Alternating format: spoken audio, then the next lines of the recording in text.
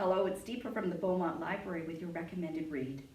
Today I'll be reading an excerpt from Brave New World by Aldous Huxley with permission by Random House.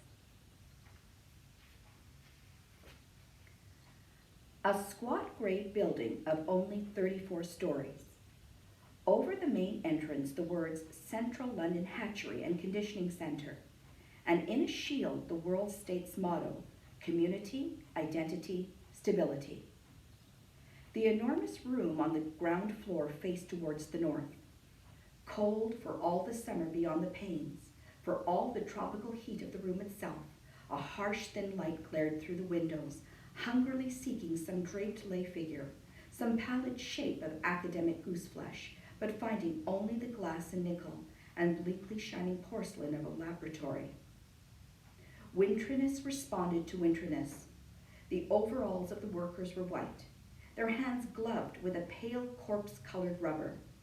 The light was frozen, dead, a ghost.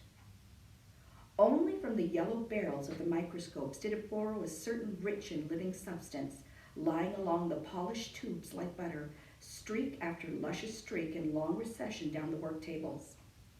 "And this," said the director, opening the door, "is the fertilizing room." Bent over their instruments, 300 fertilizers were plunged as the director of hatcheries and conditioning entered the room in the scarcely breathing silence, the absent-minded soliloquizing hum or whistle of absorbed concentration. A troop of newly arrived students, very young, pink and callow, followed nervously, rather abjectly at the director's heels. Each of them carried a notebook in which, whenever the great man spoke, he desperately scribbled. Straight from the horse's mouth. It was a rare privilege. The DHC for Central London always made a point of personally conducting his new students round the various departments. "Just to give you a general idea," he would explain to them. For of course some sort of general idea they must have if they were to do their work intelligently, though as little of one if they were to be good and happy members of society as possible. For particulars, as everyone knows, make for virtue and happiness. Generalities are intellectually necessary evils. Not philosophers, but fret sawyers and stamp collectors compose the backbone of society. "Tomorrow," he would add, smiling at them with a slightly menacing geniality, "you'll be settling down to serious work. You won't have time for generalities. Meanwhile, it was a privilege. Straight from the horse's mouth into the notebook. The boys scribbled like mad. Tall and rather thin but upright, the director advanced into the room. He had a long chin and big, rather prominent teeth, just covered when he was not talking by his full, floridly curved lips.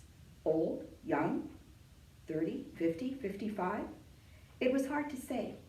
And anyhow, the question didn't arise in this year of stability, AF 632. It didn't occur to you to ask it.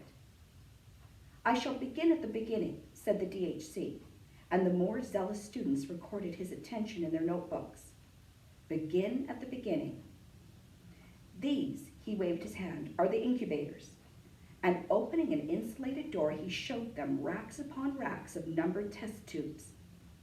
The week's supply of ova kept, he explained, at blood heat, whereas the male gametes, and here he opened another door, they have to be kept at 35 instead of 37.